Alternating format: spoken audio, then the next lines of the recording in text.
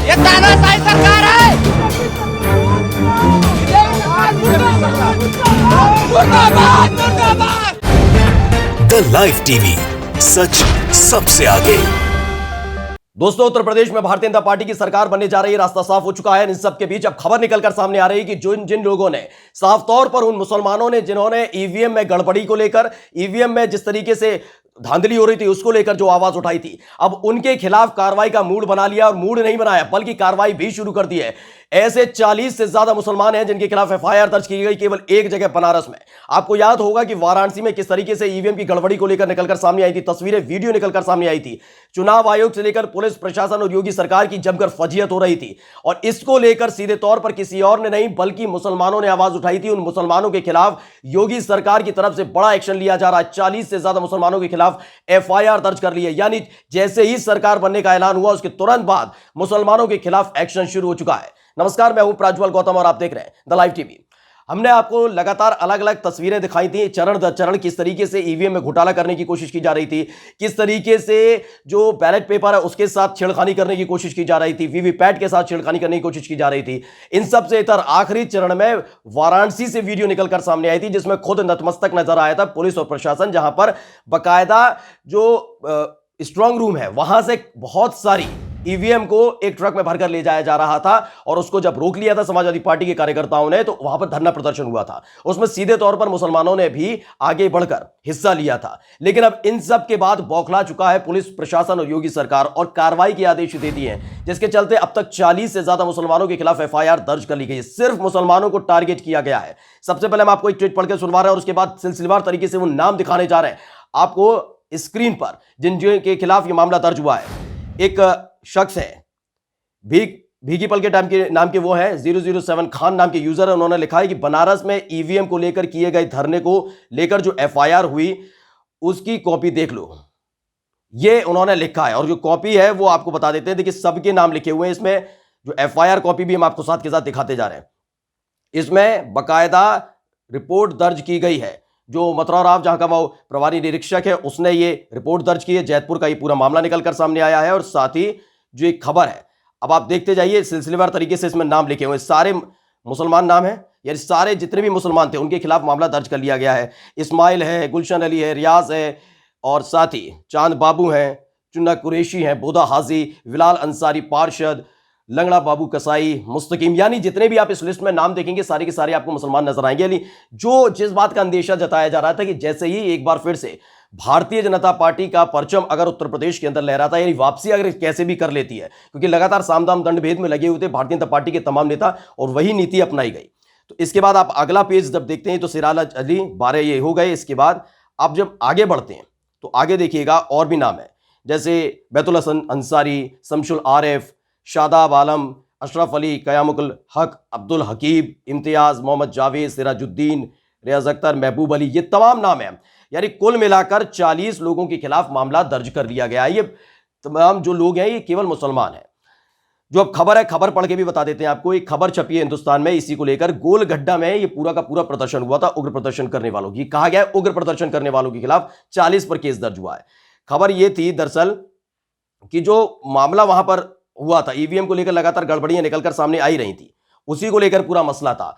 और खबर थी कि वाराणसी की पहाड़िया मंडी में मंगलवार की शाम को वाहन को ईवीएम ले जाते समय सपा कार्यकर्ताओं के उग्र प्रदर्शन के दौरान जैतपुरा थाना क्षेत्र के गोलगड्ढा चौराहे पर भी चक्का जाम और तोड़फोड़ की गई थी। यानी कि आप जब देख रहे थे, वो जो तमाम चीजें देख रहे थे कि समाजवादी पार्टी के कार्यकर्ता एक गाड़ी को रोक लेते हैं, उसमें ईवीएम भरी हुई थी। ईवीएम के दौरान जब पकड़े गई थी तो हो हल्ला हंगामा होने लगा था। खुद अखिलेश यादव भी सामने निकल कर आए थे। उन्होंने कहा था कि ये क्या हो रहा है, कि मतलब स्ट्रांग रूम से सीधे ईवीएम ले जाई जा रही है, कहां ले जाई जा रही है पता नहीं चल रहा है। इसको लेकर नाराजगी जताई गई थी। तमाम आला अधिकारियों का हाथ पांव फूल गए थे और आखिरकार तमाम प्रशासनिक अधिकारियों ने, खुद डीएम ने माना था कि हाँ गलती हुई है और बाकायदा कार्रवाई भी हुई थी।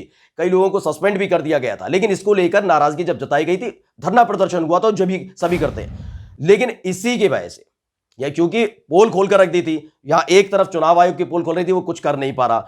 योगी सरकार की शय पर किस तरीके से प्रशासन काम कर रहा था, पुलिस प्रशासन, वो पोल खुलती जा रही थी। तो उसको लेकर आखिरकार क्या हुआ, जैसे ही बहुमत आया उसके बाद जहां जहां जिन जिन लोगों ने आंदोलन किया था, जिन जिन लोगों ने धरना दिया था, जिन जिन लोगों ने इनका पोल खोल के रख दी थी, खुलासा कर दिया था, उन लोगों के खिलाफ कार्रवाई की जा रही है। यानी कि वाराणसी के अंदर सबसे बड़ा खुलासा जो हुआ, जिस तरीके स्ट्रांग रूम से ईवीएम ले जाई जा रही थी, उसके बाद हाथ पांव फूले, खुलासा होने के बाद, इनका पर्दाफाश होने के बाद, इनकी पूरी प्लानिंग फेल करदा हो गई थी, उसके बाद अब सरकार बन गई है तो इनके खिलाफ मामला दर्ज कर लिया गया। सोचिए, इन तमाम लोगों के खिलाफ 40 ऐसे मुसलमान हैं जिनके खिलाफ मामला दर्ज किया गया है। इसमें लिखा गया है कि जैतपुर थाना प्रभारी मथुरा राय की तहरीर पर कुल 40 नामजद और 600 अज्ञात पर 7 CL एक्ट, बलवा, मारपीट, सार्वजनिक संपत्ति की क्षति और कई गंभीर धाराओं मुकदमा दर्ज किया गया है। इसमें बताया गया है, तहरीर में आरोप लगाए गए उग्र भीड़ के पथराव से पुलिस की जीप क्षतिग्रस्त हो गई थी। साथ ही जाम के दौरान एम्बुलेंस फंसे होने से मरीज के जीवन पर संकट आ गया था। सोचिए, ये तमाम चीजें जो ये बता रहे हैं, ये अलग अलग जगह वैसे भी भारतीय जनता पार्टी के कार्यकर्ताओं ने भी की है, तमाम जगह भाजपा के कार्यकर्ताओं ने भी किया, उनके तमाम जो मवाली टाइप के कार्यकर्ता उन्होंने भी की, लेकिन उनके खिलाफ अब तक एक कार्रवाई नहीं हुई। कार्रवाई किसके खिलाफ हुई है? कार्रवाई सीधे तौर पर यह हुई मुसलमानों के खिलाफ, यानी मुसलमानों को सीधे तौर पर टारगेट किया जाने लगा। और क्यों किया जाने लगा, अब वो हम आपको पूरे सिलसिलेवार तरीके से भी बताते हैं। दरअसल आपको मालूम होगा कि उत्तर प्रदेश विधानसभा चुनावों के दौरान तमाम मुस्लिम कैंडिडेट्स खड़े हुए थे, भाजपा की तरफ से नहीं बल्कि समाजवादी पार्टी की तरफ से खड़े हुए थे और साथ ही खड़े हुए थे और निर्दलीय। लेकिन इन सब के बीच निकलकर सामने एक ही चीज आई थी कि इनको रोकने के लिए, यानी मुसलमान प्रत्याशी जीत ना पाए, उसके लिए साम दाम दंड भेद की नीति अपनाई जा रही है। लेकिन फिर भी ये योगी आदित्यनाथ के चक्रव्यूह को तोड़ते हुए 34 मुसलमानों ने इतिहास रच दिया था और सब के सब विधानसभा पहुंच चुके हैं, 34 मुसलमान, और वो भी शानदार जीत के साथ, मतलब ज्यादा से ज्यादा उनको वोट मिले उसके साथ वो पहुंचे हैं। अब कहानी ये है इन सब के बीच में, इसी को लेकर खुन्नस खाई बैठी है सरकार भी, इसी को खुन्नस खा के पुलिस प्रशासन भी बैठा हुआ कि आखिर जिन लोगों को रोकने की लगातार कोशिश की जा रही थी वो रुके क्यों नहीं। और यही वजह है जिसके चलते अब आप एक एक कर मामले देखिएगा। पहले अब्बास अंसारी पर कार्रवाई की गई, उस बयान को लेकर कि उससे भी आगे बढ़कर 4 कदम आगे बढ़कर तमाम भारतीय जनता पार्टी के नेता बयान दे रहे थे, लेकिन उनके खिलाफ, अब्बास अंसारी के खिलाफ मामला दर्ज कर लिया गया केवल इसलिए क्योंकि उन्होंने कहा था कि वो ट्रांसफर पोस्टिंग रुकवाना चाहते हैं, अगर सरकार आती है और हिसाब किताब करेंगे अधिकारियों से। केवल इसको लेकर उन पर धर्म विशेष, जाति विशेष को निशाना बनाने वाला की धारा यानी 153A दर्ज कर ली गई, जबकि खुलेआम भारतीय जनता पार्टी के तमाम कार्यकर्ता, नेता, खुद मुख्यमंत्री योगी आदित्यनाथ कहीं ना कहीं मुसलमानों को लेकर बोल रहे थे, लेकिन उन पर अभी तक कोई कार्रवाई नहीं हुई, ना कोई मामला दर्ज किया गया। अब यही मामला देख लीजिए, इस पूरे मामले में अगर आप देखेंगे 600 लोग अज्ञात होते हैं, लेकिन 40 जो चेहरे हैं जिनका नाम पूरा रखा गया, नामजद किया गया, वो सिर्फ और सिर्फ मुसलमान है।